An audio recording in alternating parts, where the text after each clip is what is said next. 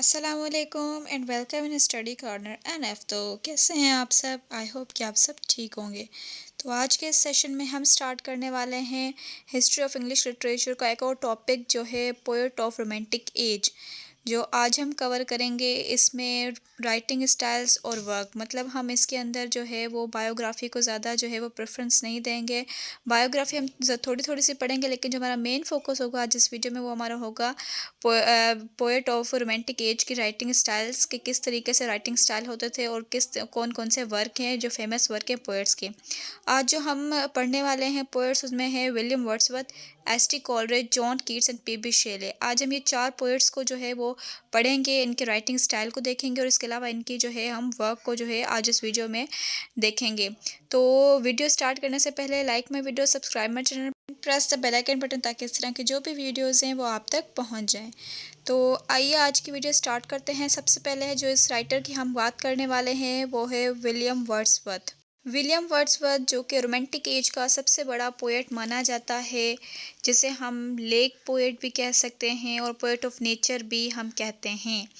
थोड़ी सी इसके बायोग्राफी के ऊपर अगर हम देखें तो William Wordsworth was born on 7 April 1770 at Cockermouth in Cumbria. ये जो है विलियम वर्ड्सवर्थ, ये 7 अप्रैल 1770 को जो है वो पैदा हुआ था कॉकर माउथ में इन कम्ब्रिया में। इसका फादर जो था वो बेसिकली लॉयर था, और वर्ड्सवर्थ के जो दोनों पेरेंट्स थे वो, वर्ड्सवर्थ जब 15 ईयर्स का हुआ था तो इसके दोनों पेरेंट्स की जो है वो डेथ हो गई थी। इसके अलावा इसके जो हैं वो सिबलिंग्स हैं और जो हैं इसके काफ़ी डिफरेंट डिफरेंट जो है वो रिलेटिव्स हैं।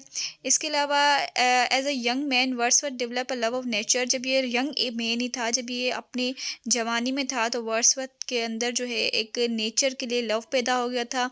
उसके अलावा जो है इसके हर थीम के अंदर जो है, जो इसकी हर पोएम है उसकी थीम्स के अंदर जो है हमें नेचर जो है वो नज़र आता है। जिस तरह मैंने आपको पहले बताया था, मैंने रोमांटिक एज के ऊपर जो है पूरी वीडियो बनाई हुई है, तो उसके अंदर जो है आपको मिल जाएंगी। आपको उसमें पता चल जाएगा, मैं उसकी लिंक जो है डिस्क्रिप्शन में दे दूँगी। पहले आप वो देख लें ताकि आपको पता चल जाए कि रोमांटिक एज के पोएट्स जो थे उनकी नेचर किस तरीके से थी।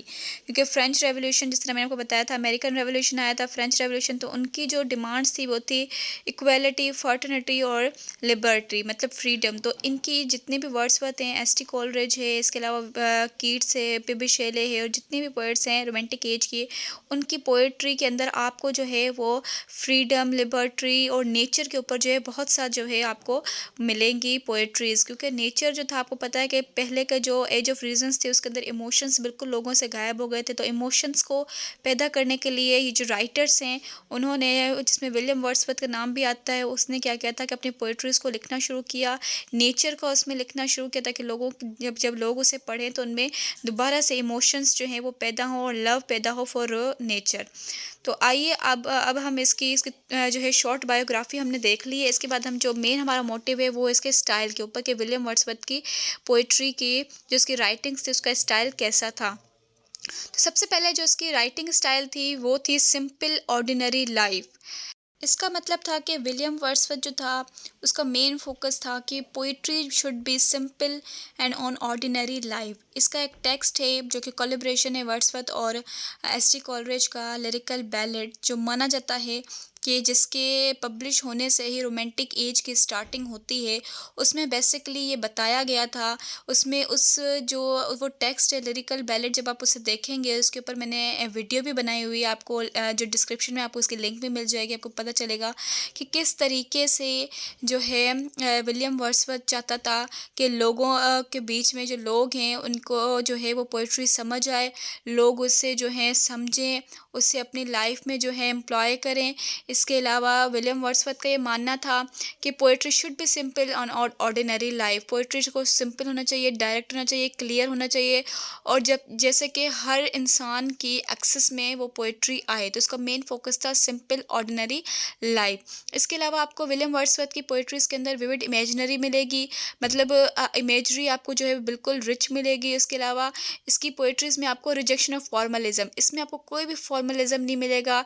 इसकी पोइट्रीज जो है वो सिंपल जो है वो लाइफ के ऊपर होंगे, सिंपल लैंग्वेज यूज़ हुई होगी और फ्रीडम ऑफ लैंग्वेज, इसका जो मेन फोकस था फ्रीडम ऑफ लैंग्वेज। लैंग्वेज में फ्रीडम होनी चाहिए, कोई स्ट्रिक्ट रूल जो है वो अप्लाई नहीं होने चाहिए। तो इसने कोई ऐसा स्ट्रिक्ट रूल अप्लाई नहीं किया। इसने अपनी जो राइटिंग है उसको जो है इनफॉर्मल रखा, उसको जो है उसने मतलब जो है रिजेक्शन फॉर ऑफ फॉर्मलिज्म जो है रखा, मतलब फॉर्मलिज्म से बिल्कुल उसने जो है अवॉइड किया अपनी राइटिंग को। इसके अलावा आपको उसकी राइटिंग के अंदर जो है रिजेक्शन ऑफ एलेबरेट लैंग्वेज नज़र आएगी, मतलब इसने पोएटिक डिक्शन के ऊपर आप बात की हुई है। लिरिकल बैलेड में प्रीफेस टू लिरिकल बैलेड में के जो पहले के जो लोग थे, जो एज ऑफ रीजन्स थी, उससे पहले की जितनी भी प्रीवियस एज थी उसके अंदर जो है वो पोइट्री लिखी जाती थी कॉम्प्लेक्स लैंग्वेज में। क्रिटिकल लैंग्वेज कॉम्प्लेक्स हुआ करती थी और जिसमें जो फिगरेटिव लैंग्वेज होती थी, एलेबरेट लैंग्वेज होती थी, डिक्शन होती थी, और जो बम्बास्टिक ऑफ लैंग्वेज होती थी, ऐसी लैंग्वेज होती थी जो मतलब किसी को समझ ही नहीं आती थी।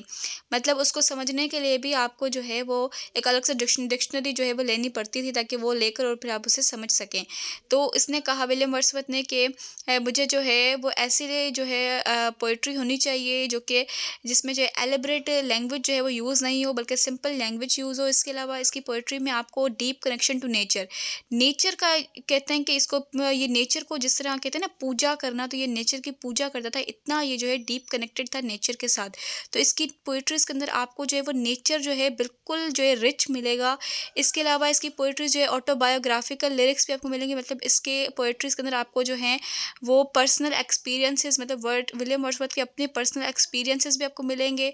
और इसके अलावा इसने अपनी पोइट्री के अंदर जो मेन फोकस किया वो इंडिविजुअलिटी के ऊपर किया है, जो कि मेन जो है ये एलिमेंट था फ्रेंच रेवोल्यूशन का। तो ये बहुत ज़्यादा इन्फ्लुएंस हुआ था फ्रेंच रेवोल्यूशन से, और अपनी इसने राइटिंग में भी इन चीज़ों को जो है वो ऐड किया हुआ है। उसके अपनी पोइट्री के अंदर आपको फ्रेंच रेवोल्यूशन के एलिमेंट्स भी नज़र आएंगे। तो ये कुछ जो है की एलिमेंट्स हैं विलियम वर्ड्सवर्थ की राइटिंग स्टाइल की। अब हम इनको समझेंगे कि इसके कौन से वर्क है जिसके अंदर उसने ये एलिमेंट्स जो हैं वो यूज़ किए हैं। तो वर्क के ऊपर आ जाते हैं। सबसे पहले वर्क की बात हम करते हैं the solitary reaper. Solitary reaper बहुत ही फेमस इसकी पोएम है जो कि हर बच्चे ने जो है वो पढ़ी होगी अपनी जो है वो सेकेंडरी स्कूल में, या फिर वैसे भी जो है वो आपने पढ़ी होगी। सॉलिटरी रीपर बहुत ही इसकी फेमस पोएम है। सॉलिटरी रीपर जो है बेसिकली क्या होता है कि एक लड़की होती है जो कि फील्ड्स में जाकर जो है वो मतलब वो जिस तरह खेती बाड़ी करते हैं वो करती है, और वहाँ पर वो गाना गुनगुनाती है, और उससे जो है बहुत ज़्यादा जो ऑथर होता है वो बहुत ज़्यादा जो है वो इन्फ्लुएंस होता है और उसकी तरफ अट्रैक्ट होता है। तो सॉलिटरी रीपर में आप देखेंगे कि जब आप उसकी पोइट्री को पढ़ेंगे, उसकी टेक्स्ट को पढ़ेंगे, तो बिल्कुल उसमें ऑर्डिनरी और कॉमन प्लेस जो हैं वो यूज़ किए गए हैं। मतलब एक सिंपल सी देहाती लड़की को, देहाती जो है वो प्लेसेस को जो वहाँ पर यूज़ किया गया है इसमें। इसके अलावा इसमें एवरीडे एक्सपीरियंस, मतलब आपको नज़र आएगा कि किस तरीके से जो आम लोगों का जो एक्सपीरियंसेस है, जो आम लोग अपने आम दिनों में जो करते हैं, जो सीन्स करते हैं, वो आपको इसमें मिलेंगे। और कॉमन पीपल आपको आम लोग इस पोइट्री के अंदर मिलेंगे। और इसके अलावा आपको सिंपल लैंग्वेज जो है इस पोइट्री के अंदर मिलेगी। तो ये जो है बेस्ट एग्जांपल है ऑर्डिनरी कॉमन प्लेस का, everyday experience of common people और सिंपल लैंग्वेज का। इसके अलावा अगर हम बात करें द प्रिल्यूड की, तो प्रिल्यूड जो है वो विलियम वर्ड्सवर्थ की ऑटोबायोग्राफिकल पोएम है। ऑटोबायोग्राफिकल मतलब है जिस तरह उसमें इसने अपने पर्सनल एक्सपीरियंसेस को, अपने पर्सनल इमोशंस को जो है इसमें क्रिएट किया हुआ है।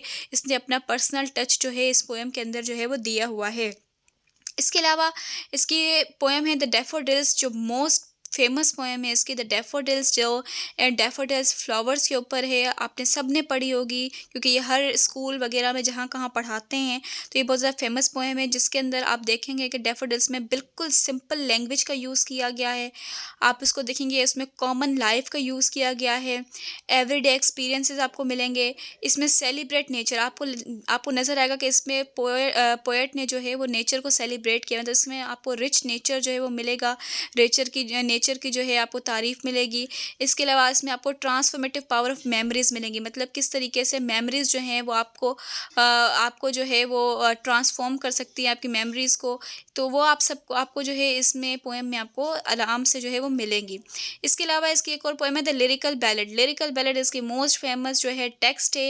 ये पोएम तो नहीं है, इसको हम टेक्स्ट कह लें कि ये टेक्स्ट 1870 का, जिसके अंदर विलियम वर्ड्सवर्थ ने जो है रिजेक्शन ऑफ फॉर्मलिज्म किया है, रिजेक्शन ऑफ एलेबरेट लैंग्वेज की है कि इसमें इसने बताया कि पोएटिक लैंग्वेज जो पोएट्री की लैंग्वेज है वो कैसी होनी चाहिए, आम लैंग्वेज होनी चाहिए, एलेबरेट लैंग्वेज नहीं होनी चाहिए, जो कि कहते हैं कि फ्री ऑफ रिजिडिटी होनी चाहिए, ऑडिडिटी से फ्री होनी चाहिए, डिस्कस्टिंग एस्पेक्ट से फ्री होनी चाहिए। लिरिकल बैलेट और पोएटिक डिक्शन के ऊपर मैंने अलग से वीडियो बनाई हुई, आपको मेरी जो है वो चैनल पे आपको पेज पर मिल जाएगी।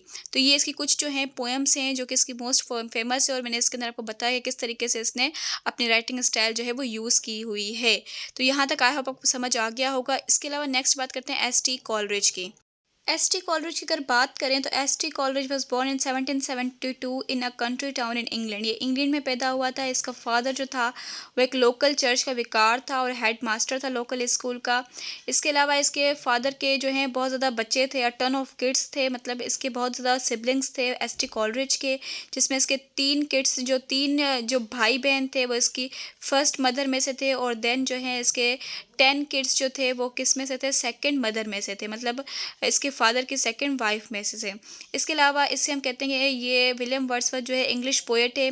इसको हम लिटरेरी क्रिटिक भी कहते हैं, इसने क्रिटिसिज्म भी किया हुआ है, क्रिटिक के ऊपर इसने वर्क किया। इसके अलावा इसको हम फिलोसोफर कहते हैं and a theologian who with his friend William Wordsworth, जिसने विलियम वर्ड्सवर्थ के साथ मिलकर जो है रोमांटिक मूवमेंट का जो है वो उसका जो है स्टार्टिंग की थी। इसके अलावा जो है हम इसे कहते हैं कि ये भी जो है एक मेंबर ऑफ लेक पोएट्स है। लेक पोएट्स हम असल में कहते हैं उनको जब इंग्लैंड में जो पोएट्स जो थे वो नेचर से जो है इन्फ्लुएंस होकर जो लेक की तरफ जाकर पोएट्रीज लिखते थे, जो वहाँ पर रहते थे, उनको हम लेक पोएट्स कहते हैं, जिसमें एस टी कॉलरिज का भी नाम आता है। तो ये सिंपल सी बायोग्राफी एस टी कॉलरिज की। आगे जो हमारा मेन फोकस है इसकी राइटिंग स्टाइल पर, उस पर हम चलते हैं। इसके राइटिंग स्टाइल पर, writing style S T Coleridge की जो है उसमें आपको इसकी पोइट्रीज़ के अंदर जो है इमेजिनेटिव बहुत ज़्यादा मिलेंगी। आपको इमेजिनेशन के ऊपर इसकी जो बुक है बायोग्राफी लिटरेरी, और उसके अंदर भी आपको जो है इमेजिनेशन के ऊपर बहुत सा जो है वो अलग से इसने अपना जो है चैप्टर उसमें दिया हुआ है इमेजिनेशन का। तो इसकी आपको हर पोइट्री के अंदर इमेजिनेशंस मिलेंगी।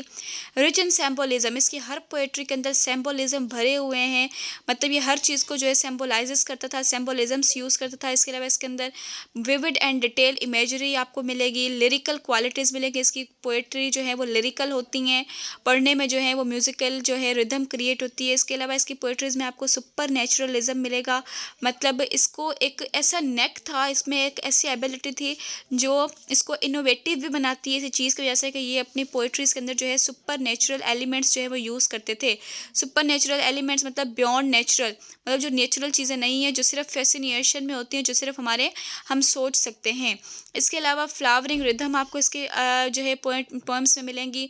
फिगरेटिव लैंग्वेज आप देखेंगे, जब मैं आपको आगे बताऊंगी इसकी पोएम्स के बारे में, तो उसके अंदर आपको मिलेगी फिगरेटिव लैंग्वेजेस मिलेंगी। इसके अलावा इसमें एक और भी एबिलिटी थी जो थी कन्वर्जन पोएम फॉर्म आपको इसकी पोएट्री में मिलेगा। पावर ऑफ इमेजिनेशन आपको मिलेगी, ऑटोबायोग्राफी मिलेगी, इसको पर्सनल एक्सपीरियंसेस मिलेंगे, एंड सस्पेंशन ऑफ डिसबिलीव जो है ये इसने जो है फर्स्ट क्वाइन किया था। ये मैं आपको आगे चल के बताती हूँ कि सस्पेंशन ऑफ डिसबिलीव होता क्या है। तो ये आपने याद रख लेनी है कि इसकी राइटिंग स्टाइल में ये की एलिमेंट्स जो हैं वो आ जाते हैं। नेक्स्ट हम आते हैं इसकी जो है वर्क के ऊपर, और फिर मैं आपको समझाती हूँ कि इसमें वर्क में इसने किस तरीके से ये एलिमेंट्स यूज़ किए हैं। सबसे पहला इसका वर्क है कुबला खान इसका मोस्ट फेमस जो है वो वर्क है, जिसमें जो कि एक प्राइम एग्जांपल है सुपर नेचुरल एलिमेंट की। सुपर नेचुरल एलिमेंट जो है कुबला खान में यूज़ हुए हैं, जो कि इसके एटमॉस्फेयर को ड्रीम लाइक जो है एटमॉस्फेयर बना देता है। सुपर नेचुरल का मतलब क्या होता है कि जो बियॉन्ड नेचुरल हो, मतलब जो हमें पता हो कि भाई ये नेचुरली जो है हमें होती नहीं है, मतलब सुपर नेचुरल जो कि हमारी नेचुरल चीज़ों से जो है वो बियॉन्ड हो, उन्हें हम कहते हैं सुपर नेचुरल एलिमेंट्स। तो इसमें कुबला खान में जो है इसने एस टी कॉलरिज ने जो है बहुत ही सुपर नेचुरल एलिमेंट्स जो हैं वो यूज़ किए हुए हैं। इसके अलावा इसमें एक ऐसी एबिलिटी थी कि ये ऑर्डिनरी लाइफ को जो है अपनी ऑर्डिनरी चीज़ों को जो है वो ब्लेंड कर देता था विथ इमेजिनरी। जब ये ऑर्डिनरी चीज़ों को इमेजिनरी में तब्दील करता था तो इसकी सुपर नेचुरल एलिमेंट्स जो है वो क्रिएट हो जाते थे।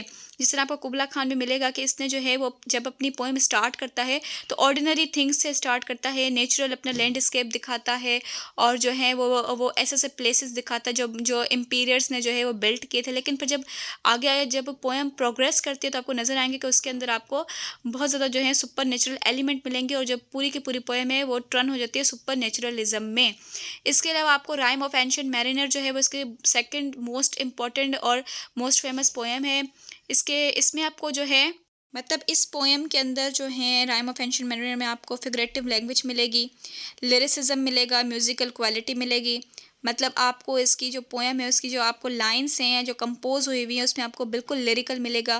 जिस तरह water water everywhere nor a drop to drink, मतलब इसके अंदर आपको जो है वो इस तरीके से आपको फिगरेटिव लैंग्वेज मिलेगी, लिरिसिज्म मिलेगा, म्यूजिकल मिलेगा, सुपर नेचुरल एलिमेंट्स मिलेंगे। सुपर नेचुरलिज्म मतलब इस पोएम के अंदर सुपर नेचुरल चीज़ें जो हैं वो यूज़ की गई हैं।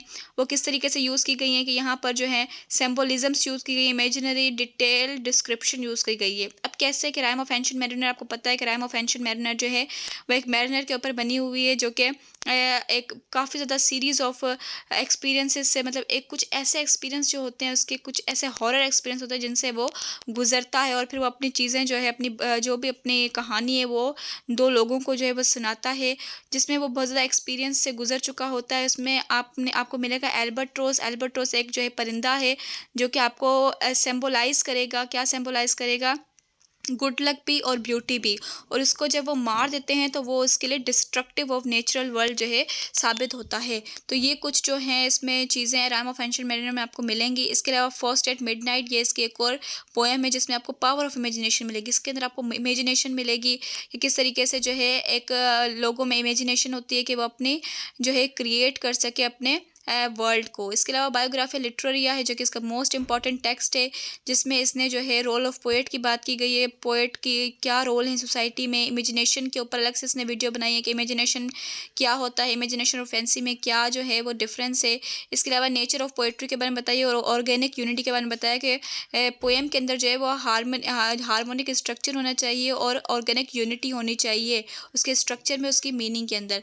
उसके अलावा इसका जो एक और वर्क है वो है लिरिकल बैलेड। लिरिकल बैलेड जो इसकी कोलैबोरेशन है, इसका कोलैबोरेटिव वर्क है विद विलियम वर्ड्सवर्थ जिसके अंदर इसने बताया गया है, इसमें मेन जो फोकस इन्होंने किया है वो सिंपल ऑर्डिनरी लैंग्वेज के ऊपर किया है कि लैंग्वेज जो है पोएट्री की should be simple clear and direct language जो है वो यूज़ करनी चाहिए पोएट्री के लिए। तो ये इसके जो है कुछ वर्क्स हैं जिनके अंदर आपको पता चल जाएगा किस तरीके से इसने अपनी राइटिंग जो है वो लिखी है। आगे हम बात करते हैं, नेक्स्ट जो है वो है पी.बी. शेले। पी.बी. शेले जिसे हम पर्सी बिसी शेले जिसका फुल नेम है was born on 4 August 1792 eight field place near and sex England. ये इंग्लैंड में पैदा हुआ। इसके फादर एमपी थे जिसका नाम था सर टिमोथे शेले एंड इसकी मदर जो थी इसको एलिजबेथ कहते थे। पर्सी बिसी शेले जो था वो बिल्कुल ओल्डेस्ट था, बड़ा था, ऑफ 6 चिल्ड्रंस में थे। इसके अलावा इसके जो हैं वो ब्रदर था और इसकी 4 सिस्टर्स थी और जो है इन 1804 इसकी जो है he was sent an Eton, ये ईटन में भेजा गया और इसकी जो है वहाँ पर पढ़ने के लिए जो है इसे भेजा गया। तो इसकी शॉर्ट बायोग्राफी थी। ये मेन फोकस हमारे स्टाइल के ऊपर है, इसके स्टाइल को देख लेते हैं। पर्सी बिशी शेले का जो स्टाइल था मतलब ये जो था ये एक अगर मैं कहूँ कि ये जो था ये एक साइंस का स्टूडेंट था तो आपको इसकी पोएट्रीज के अंदर साइंटिफिक चीज़ें भी आपको बहुत ज़्यादा मिलेंगी। इसके अलावा इसमें रेडिकल आइडियाज़ आपको मिलेंगे, सोशल क्रिटिक मिलेंगे, मतलब ये जो है क्रिटिसाइज़ करते हैं अपनी सोसाइटी को, सोशल जस्टिस को। इसमें इसकी पोएट्रीज़ में आपको नेचर मिलेंगी, सिम्बोलिज़म्स मिलेंगे, आइडियलिज़म मिलेगा, मतलब ये आइडियलिस्ट था तो इसको आइडियलिज़म के ऊपर भी इसने बात की है अपनी पोएट्रीज़ के अंदर, इमेजिनेशंस के ऊपर की हैं। लिरिकल और म्यूज़िकल क्वालिटीज़ आपको मिलेंगी। इसके अलावा आपको इसके एस्थेटिक सेंसिबिलिटीज़ मिलेंगी, एस्थेटिक एक्सपीरियंसेस आपको नज़र आएंगे। उसके अलावा आपको मिथोलॉजिकल एल्यूजन्स जो हैं आपको इसमें मिलेंगे। इसमें आपको मिथोलॉजिकल चीज़ें कोई रेफरेंसेस भी आपको इसकी पोएट्री में मिलेंगे। तो ये कुछ एलिमेंट्स हैं इसकी राइटिंग के। तो आइए इसके बाद जो है हम इसके वर्क को देख लेते हैं कि वर्क में इसने इसको किस तरीके से यूज़ किया हुआ है। तो वर्क की अगर हम बात करें तो फर्स्ट पर आता है इसका द प्रोमेथियस अनबॉर्न और एक और इसका है जो मैंने यहाँ पर मेंशन नहीं किया, द मास्क ऑफ एनार्की। ये दो ऐसे इसके वर्क हैं जिसमें शेले ने अपनी इस वर्क के अंदर जो है वो radical poetical and social views को जो है वो रिफ्लेक्ट किया है, मतलब इसने सोशल पॉलिटिकल व्यूज़ को जो है वो दिखाया है। इनके अंदर जो है इसने बेसिकली जो है वो सोसाइटी के अंदर जो इनजस्टिस है उसके बारे में बताया है। इसके अलावा जो पॉलिटिकल सिस्टम में जो जो भी चीज़ें हैं, जो इनजस्टिस है उसको क्रिटिसाइज़ किया है। और इसके अलावा जो है इसने जो है इस पोएम के अंदर जो है वो एडवोकेट किया है लिबर्टी, इक्वलिटी एंड जस्टिस को। मतलब इसने लिबर्टी, इक्वलिटी और जस्टिस की बात इस पोएम में की है।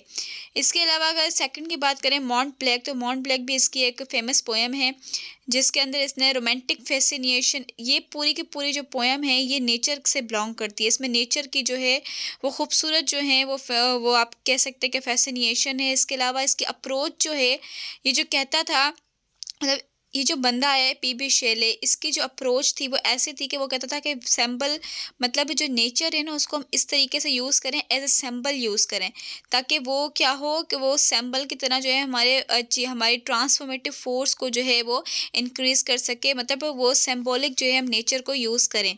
इसके अलावा जो इसकी हम कह सकते हैं ode to the west wind, ode to the west wind जो है वो इसकी पोएम है। वो ये भी बहुत फेमस पोएम है और बहुत ही खूबसूरत पोएम है, ode to the west wind. इसमें जो है वो विंड को जो है एज अ सिंबॉलिक जो है वो यूज़ किया गया है, जिसके अंदर आपको जो है वो पता चलेगा कि विंड को जो है वो इसने विविड इमेजिनरी और रिदमिक वे में जो है इस पूरी की पूरी पोएम को जो है वो क्रिएट किया गया है। इसमें आपको लिरिकल मिलेंगी, म्यूजिकलिटी मिलेगी, रिदम्स मिलेंगे और इसमें आपको नेचर की जो है वो बात इस पोएम के अंदर आपको बेसिकली मिलेगी। इसके अलावा आपको इसके अंदर सिंबल्स मिलेंगे, वह जो विंड है उसको सिंबलाइजेस किया गया है।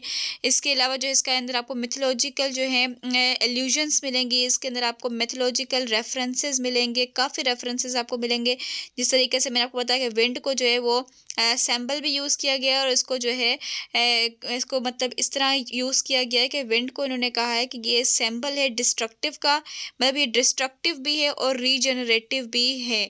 वो किस तरीके से कि जिस तरह सीजन्स चेंज होते रहते हैं, बहार आती है, फिर जो है ऑटम आ जाता है, ऑटम को जो है इसने डिस्ट्रक्टिव कहा हुआ है। फिर कहता है कि अगर ऑटम आता है तो फिर इसके स्प्रिंग भी आता है, स्प्रिंग आता है तो मतलब बहार आती है। इसका इसने मतलब इस तरीके से बताया गया है कि जब आपकी ज़िंदगी में अगर कोई बुरी चीज़ें या फिर बुरे दिन चल रहे हैं तो आपको जो है वो सब्र करना चाहिए, ताकि क्योंकि कहते हैं कि ना रात के बाद सुबह भी होती है, अंधेरे के बाद रोशनी भी आती है। तो इसको इस तरीके से जो है इसने सिंबलाइज किया गया है इस पोएम को, ode to the west wind को। इसके अलावा अगर हम बात करें to skylark, skylark की अगर बात करें, स्काई लार्क जो है वो एक हम कह सकते हैं कि ये स्काई लार्क ये एक सॉन्ग है टू अ स्काई लार्क, जिसमें जो है सेलिब्रेट की गई है ब्यूटी ऑफ नेचर को। इसके अलावा जो है इसने पावर ऑफ ट्रांसेंडेंट को जो है इसमें बताया गया है। तो ये पूरी की पूरी जो है ये किसी सॉन्ग के ऊपर जो है वो पोएम बनी हुई है। और तो ये इसके जो वर्क है पीबी शेले के, जिसके अंदर उसने अपनी राइटिंग स्टाइल को इस तरीके से जो है वो यूज़ किया है। लास्ट हम आ जाते हैं जॉन कीट्स के ऊपर। जॉन कीट्स की हम सिंपल सी बायोग्राफी देखें तो जॉन कीट 1795 में जो है पैदा हुए और 1821 में जो है इनकी डेथ हुई। Was an English poet, a noise doctor. He was a major figure in the romantic movement along with fellow poets P.B. Shelley and Lord Byron. Today his work is widely read and he is considered as one of the most important poet of the age. तो इसे आज के दौर में जो है most important poet माना जाता है और इसके आज भी जो वर्क्स हैं वो आपको पढ़ने को मिलेंगे। इसके अलावा अगर इसकी हम राइटिंग स्टाइल की बात करें तो इसकी राइटिंग जो थी वो रिच एंड सेंशुअल थी। मतलब इसमें जो है रिच जो है लैंग्वेज का यूज़ किया गया था, ये फुल ऑफ लैंग्वेज से जो है वोकैबुलरी से जो है वो फुल थी। इसके अलावा इसकी पोएम्स में जो है वो ब्यूटी के ऊपर फोकस किया जाता था। मतलब जितने भी पोएट आपने अभी तक पढ़े हैं उन सब की आपको ये तो आपको याद हो जाना चाहिए कि हर पोएट की जो है पोएम के अंदर जो है ब्यूटी को तो फोकस ज़रूर किया गया है। इसके अलावा जो है इसकी पोएम्स के अंदर हमें मिथोलॉजी मिलेगी, रेफरेंसेस मिलेंगे, लश डिस्क्रिप्शंस मिलेंगी, मतलब डिस्क्रिप्टिव वे में जो है हर चीज़ को इसने बताया गया है। इसके अलावा इसकी पोएम्स में हमें म्यूजिकलिटी मिलेगी, रिदम मिलेगा, इमोशंस मिलेंगे। इसके अलावा एक टर्म है नेगेटिव कैपेबिलिटी। नेगेटिव कैपेबिलिटी ये एक टर्म है जो कि इस बंदे ने जो है वो क्वाइन किया था, इस बंदे ने जो है वो पब्लिश किया गया था। इसका मतलब क्या है? It is a capacity of artist, ये आर्टिस्ट की एक कैपेसिटी होती है कि वो एक्सेप्ट करे अनसर्टेन और एम्बिग्विटी वाली चीज़ों को विदाउट एनी लॉजिकल आंसर। तो ये एक जो है नेगेटिव कैपेबिलिटी, एक टर्म है जो इसने जो है वो क्वाइन किया था। इसके अलावा अगर बात करें तो इसको जो है ओड टू फॉर्म, मतलब इसको जो है कि इसकी बहुत ज़्यादा ये माहिर था अपने जो है पोएम्स के अलावा ओड लिखने में भी, इसको ओड फॉर्म में भी बहुत ज़्यादा जो है वो माना जाता है। इसके अलावा हमें इसकी पोएम्स के अंदर जो है वो विविड इमेजरी देखने को मिलेगी और ह्यूमन एक्सपीरियंसेस भी, ह्यूमन एक्सपीरियंस या फिर हम कहते हैं कि इसमें पर्सनल एक्सपीरियंस भी इसकी पोएम में हमें बहुत से देखने को मिलेंगे। तो ये कुछ राइटिंग स्टाइल हैं कि जॉन कीट्स के, आपको इसको जो है इन एलिमेंट्स को जो याद करना है। अब हम देखते हैं कि राइटिंग इसकी जो वर्क्स हैं उसमें इसने किस तरीके से कौन कौन से एलिमेंट जो है वो किस तरीके से यूज़ किए हैं और कौन कौन से वर्क्स में जो है वो यूज़ किए हैं। वर्क के ऊपर आ जाते हैं तो फर्स्ट एंड फॉरमोस्ट इसका वर्क है ode to nightingale, which is most important work of John Keats. ये जॉन कीट का सबसे इम्पॉर्टेंट और बहुत ज़्यादा जो है खूबसूरत और फेमस वर्क है जॉन कीट्स का ओड टू नाइटिंगेल। इस वर्क के अंदर आपको देखने को, जब आप इस वर्क को पढ़ेंगे, इस पोएम को पढ़ेंगे, तो इसमें आपको फुल ऑफ लिरिकल, ये जो जो पोएम है ये फुल ऑफ लिरिकल है। इसमें आपको लिरिकल मिलेगी, इंट्रोस्पेक्टिव स्टाइल, मतलब ये एक इंट्रोस्पेक्टिव स्टाइल कहते हैं जो अंदरूनी एक होता है ना कि इमोशनली और अंदरूनी जो है वो चीज़ें आपको मिलेंगी इसके अंदर। इसके अलावा मच डिस्क्रिप्शन, इसके अंदर आपको डिस्क्रिप्शन बहुत ज़्यादा मिलेगी। इसके अंदर आपको म्यूज़िकलिटी मिलेगी, इमोशनल रेजोनेंस, इसके अंदर आपको इमोशंस मिलेंगे। और इसकी जो थीम्स है ना बेसिकली वो हैं theme of morality and power of art, इसके ऊपर जो इसकी थीम्स हैं वो बेस करती हैं। असल में क्या है कि जॉन कीट्स जो है ना उसे बहुत ज़्यादा जो है ना एक नेक वे है उसको, उसके अंदर उससे जो है ना एक ऐसी एबिलिटी है कि वो रीडर्स को जो है ना अपनी तरफ जो है अपने पोएटिक वर्ल्ड के अंदर जो है ना वो बिल्कुल इमर्स कर देता है, बिल्कुल डुबा देता है अपने रिच लैंग्वेज से और अपनी अटेंशन से, जो कि वो डिटेल में अपनी अटेंशन देता है, मतलब डिटेल इमेजरी से, डिटेल जो है वो डिस्क्रिप्शन से। इसके अलावा इसकी जितनी भी पोएम्स हैं उसमें ये अपनी इंस्पिरेशन जिससे लेता है ना वो होता है नेचर से, ये अपनी नेचर से इंस्पिरेशन लेता है।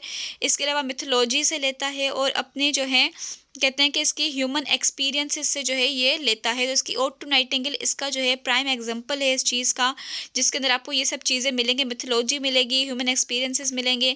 इसके अलावा इसकी थीम का मैंने आपको बता दिया है और इसके साथ साथ राइटिंग स्टाइल जो है इसका, इसमें लश डिस्क्रिप्शंस होती है, म्यूजिकलिटी होती है, सब मैंने आपको जो है वो बता दिया है। ये चीज़ें जो हैं इन चीज़ों को मिलाकर जो है इसकी पोएम जो है वो कैप्टिवेटिंग जो है वो बन जाती है। इसके अलावा अगर बात करें ode to Grecian urn, ode to Grecian urn जो है वो इसकी सेकंड पोएम है जिसके अंदर इसने अपना जो मैंने आपको बताया नेगेटिव कैपेबिलिटी, इसको जो है इसने यूज़ किया है, इस टर्म को इसने इस ओड के अंदर जो है वो यूज़ किया नेगेटिव कैपेबिलिटी को। इसको मैंने आपको बता दिया कि एक आर्टिस्टिक कैपेसिटी होती है to accept the uncertainty and ambiguity without pursuing logical answers. ठीक है, तो ये इसने कॉन्सेप्ट जो है इसका इसमें रिफ्लेक्ट हुआ है इसकी पोएम में, जिसका मतलब है कि इस पोएम में आपको क्या मिलेगा, अनसॉल्व मिस्ट्री नज़र आएगी, आपको अनसॉल्व मिस्ट्री नज़र आएगी सीन्स की, जो कि आपको आपकी पोएम को जो है वो ब्यूटीफुल जो है बना देती है।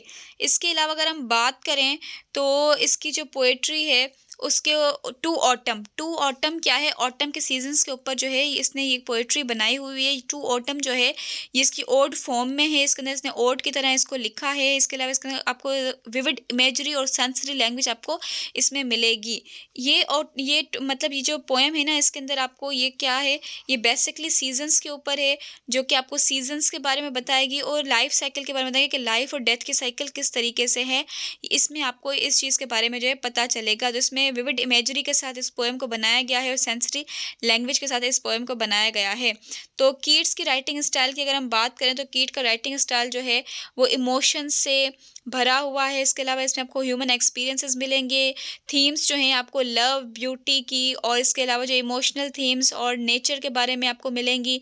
इसके अलावा इसकी हर पोएम में जो है ऑफनली इसकी पोएम्स के अंदर जो है वो सेंस ऑफ मेलैंकली होगा, मतलब आपको म्यूजिकलिटी मिलेगी, मेलैंकली मिलेगी, मेलैंकली लैंग्वेज मिलेगी और जो है इसमें आपको पर्सनल एक्सपीरियंसेस और स्ट्रगल्स जो हैं वो नज़र आएंगे। ओवरऑल अगर हम राइटिंग की बात करें तो इसकी राइटिंग में ये सब चीज़ें जो है आपको इंट्रोस्पेक्टिव, लिरिकल और डीपली जो है इमोशनल, सेंसरी रिचनेस, ये सब चीज़ें जो है आपको इस पोएम में मिलेंगी। तो आई होप आपको आज की वीडियो जो है वो अच्छे से समझ में आ गई होगी। आज की जो वीडियो का मेन टॉपिक था वो यही था कि बस आपको जो है इनकी राइटिंग स्टाइल और वर्क के बारे में बताना, जो मैंने आपको बता दिया। नेक्स्ट वीडियो में मैं दूसरे राइटर्स को जो है वो आपके सामने जो इसकी जो है वो राइटिंग स्टाइल को लेकर आऊँगी। तो नेक्स्ट वीडियो तक के लिए मुझे इजाज़त दीजिए। Thank you so much. अल्लाह हाफिज़।